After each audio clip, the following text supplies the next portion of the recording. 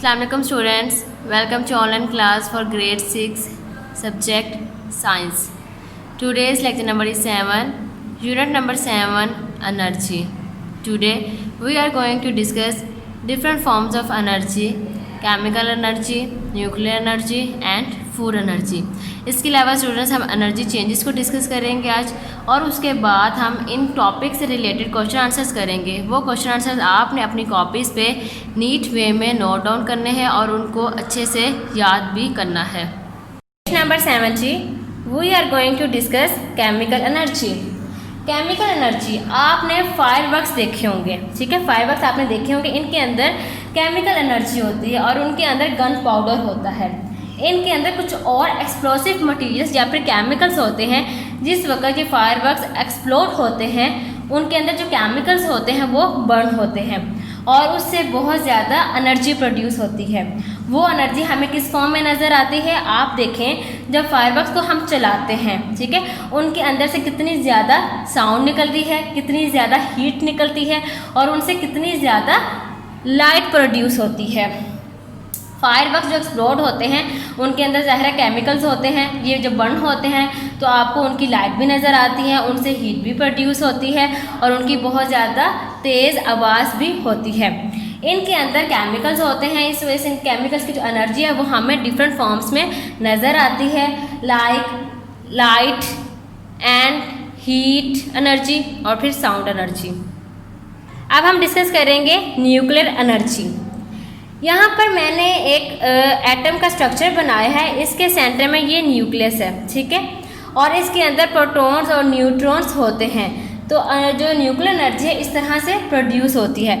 या तो हम उसको फिशन के प्रोसेस से, फिशन का जो प्रोसेस है उसके थ्रू जो है प्रोड्यूस करते हैं. इसमें होता ये है कि किसी भी एटम का जो न्यूक्लियस है, ठीक है, उसको स्प्लिट करवाया जाता है. यानी कि जो न्यूक्लियस है उसका जो टूटना है उसको फिशन का प्रोसेस कहते हैं. फिशन के प्रोसेस में होता क्या है कि जो न्यूक्लियस है वो टूटता है.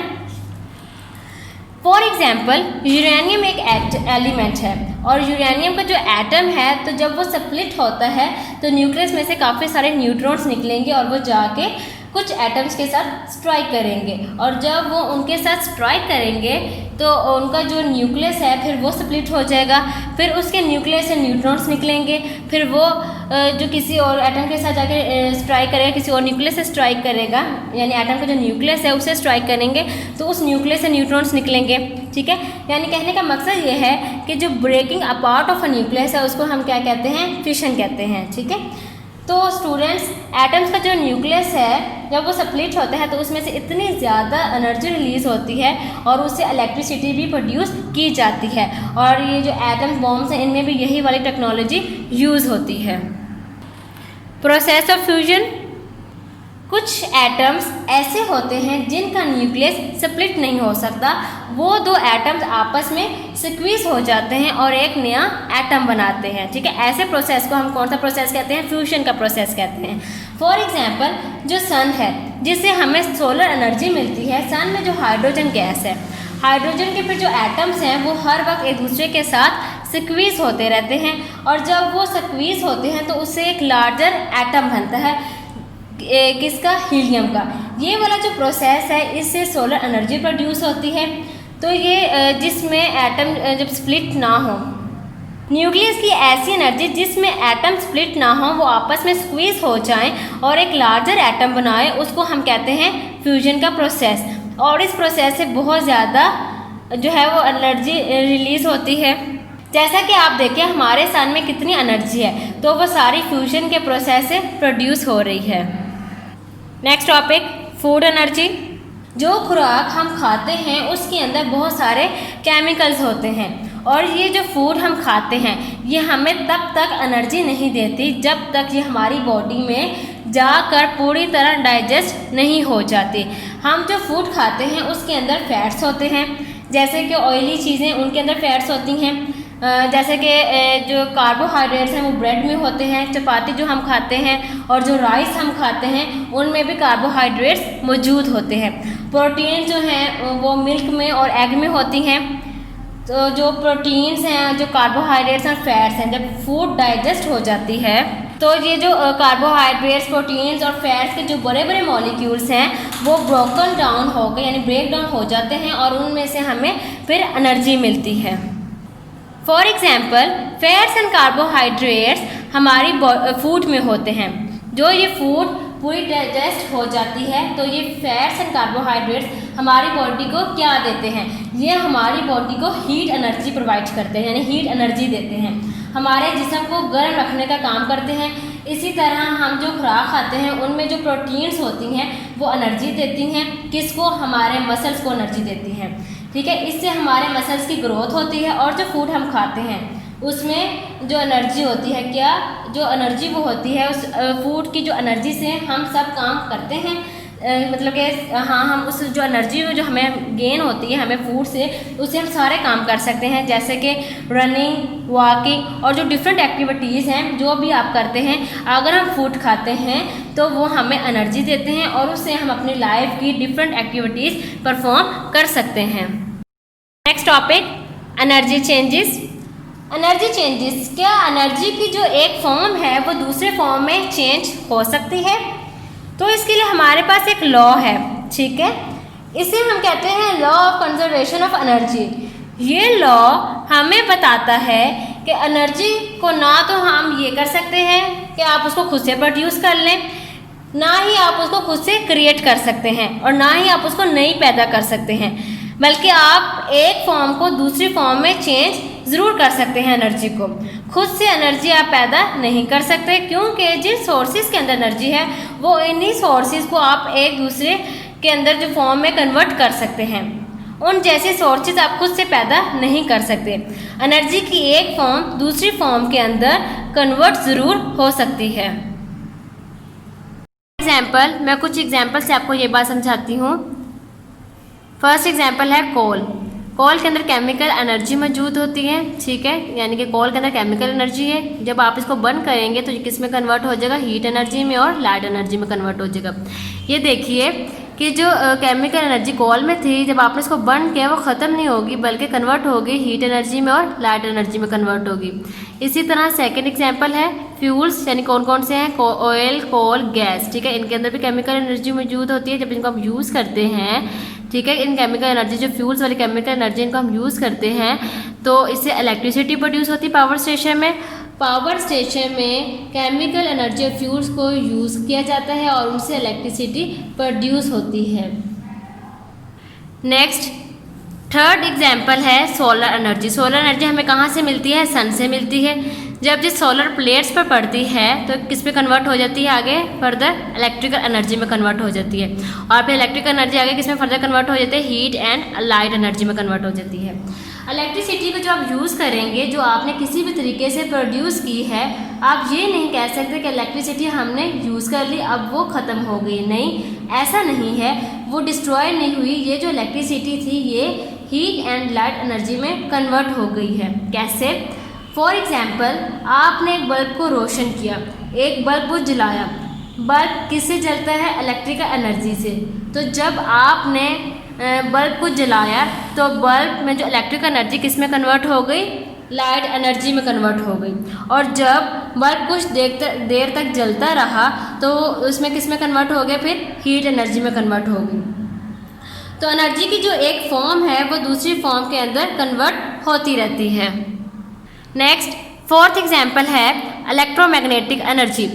इलेक्ट्रोमैग्नेटिक वेव्स जो हैं इनमें होती है electromagnetic energy.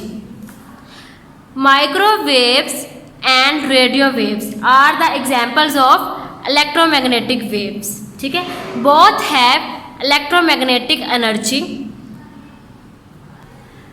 Modern and microwaves and radio waves, इनको मॉडर्न टेलीकम्युनिकेशन में यूज़ किया जाता है। मॉडर्न टेलीकम्युनिकेशन क्या है, टीवीज़ यानी कि जो टेलीविज़न है, इंटरनेट और मोबाइल, ठीक है, ये सब क्या चीज़ें हैं, मॉडर्न टेलीकम्युनिकेशन।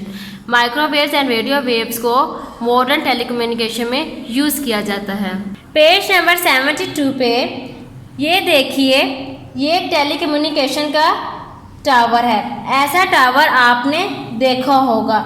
यहाँ पे ये वाली जो वेव्स हैं वो कन्वर्ट हो जाती हैं उनके पिक्चर के सिग्नल्स बन जाते हैं उनमें और उनके ऑडियो के सिग्नल बन जाते हैं। आप देखें टीवीज़, इंटरनेट और मोबाइल्स पर आप आवाज़ें भी सुनते हैं, आप तस्वीरें भी देखते हैं। फिर माइक्रोवेव्स एंड रेडियो वेव्स की जो एनर्जी है आपने उसे टेलीकम्युनिकेशन के अंदर यूज़ किया, यानी टेलीकम्युनिकेशन मीन्स ऐसे तमाम सोर्सेज जिनके ज़रिए आप अपना मैसेज कन्वे करते हैं, आप एक दूसरे से बातचीत करते हैं। और तो उन जो वेव्स की जो एनर्जी है वो मॉडर्न टेलीकम्युनिकेशन के अंदर जो आपने यूज़ की है, ठीक है, और आपने उसको अपने जो मैसेजेस हैं कन्वे करने के लिए यूज़ किया है।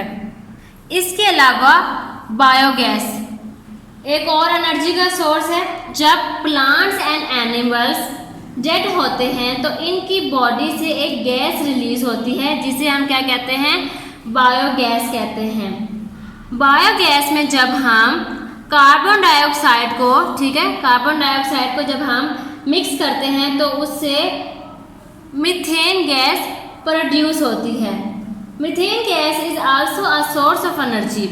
अब मीथेन गैस आपने खुद से प्रोड्यूस नहीं की, नेचुरली भी ये वैसे गैस प्रोड्यूस होती है। वैसे बायोगैस यानी कि जो decay of plants and animals हैं, जो बायोगैस रिलीज जिनसे होती है, उस बायोगैस को कलेक्ट किया जाता है और उसमें कार्बन डाइऑक्साइड को मिक्स किया जाता है तो मीथेन गैस प्रोड्यूस हो जाती है। मीथेन गैस को आप डिफरेंट सोर्सेज, डिफरेंट जगहों पे आप इसको यूज़ करते हैं। आप हीट एनर्जी के लिए, बढ़ने के लिए, इलेक्ट्रिसिटी प्रोड्यूस करने के लिए आप इस गैस को यूज़ करते हैं। Now page number 77, 1 part, answer the following questions.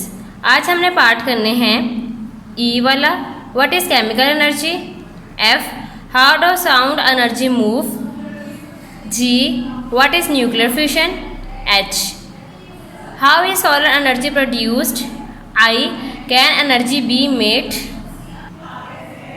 what is chemical energy। सबसे पहले आपने हेडिंग देनी है केमिकल एनर्जी की। The energy which is produced by chemicals is called chemical energy. उसके बाद एग्जाम्पल की हेडिंग देनी है, फिर लिखना स्टार्ट करना है नीचे से, नीचे वाली लाइन से लिखना स्टार्ट करना है आपने।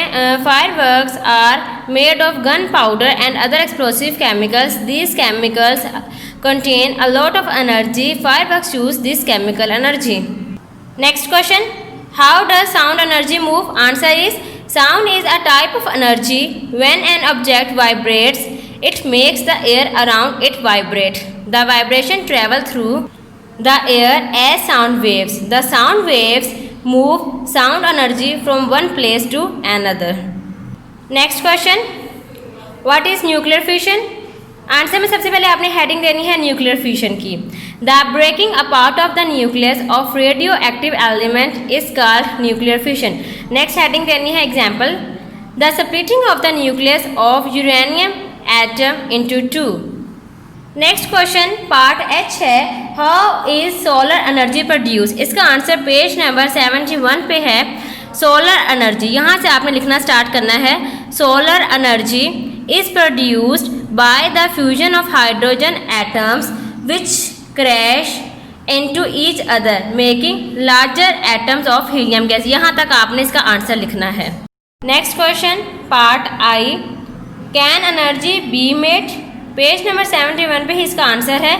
यहाँ से आपने लिखना स्टार्ट करना है, energy can change its form but it can not be made out of nothing and neither can it be destroyed. यहाँ तक आपने इसका आंसर लिखना है। स्टूडेंट्स, ये वाला जो क्वेश्चन है ये आपका एक्स्ट्रा क्वेश्चन है, ये भी आपने अपनी कॉपीज़ पे नीट वे में नोट डाउन करना है। क्वेश्चन क्या है, what is biogas, how is it produced, also write it uses. Answer में सबसे पहले आपने हेडिंग देनी है बायोगैस की। Biogas is a valuable and cheap source of energy when plants and animals decay they give off a gas, scientist call this biogas. Next heading, production of biogas. Biogas is also produced by animal droppings and manure. When biogas mixes with carbon dioxide, a gas called methane is formed. It can be collected and used as fuel. Some villages have biogas generators. Animal waste is put into a tank with a lid. As the waste decays, methane gas is released. उसके बाद next heading देनी है uses की। First use है it can be use as fuel. Second use है it can be use for boiling water and cooking food. Students, आपकी exercise में जो पार्ट ई से आई तक मैंने जो क्वेश्चंस आपको मार्क करवाए हैं, ठीक है, वो आपने अपनी कॉपीज़ पे नीच वे में नोट डाउन करना है और उनको भी याद करना है। इसके अलावा मैंने आपको बायोगैस वाला एक एक्स्ट्रा क्वेश्चन करवाया है, वो भी आपने अपनी कॉपीज़ पे नीच वे में नोट डाउन करना है। इन सारे क्वेश्चंस को आपने अच्छे से याद करना है।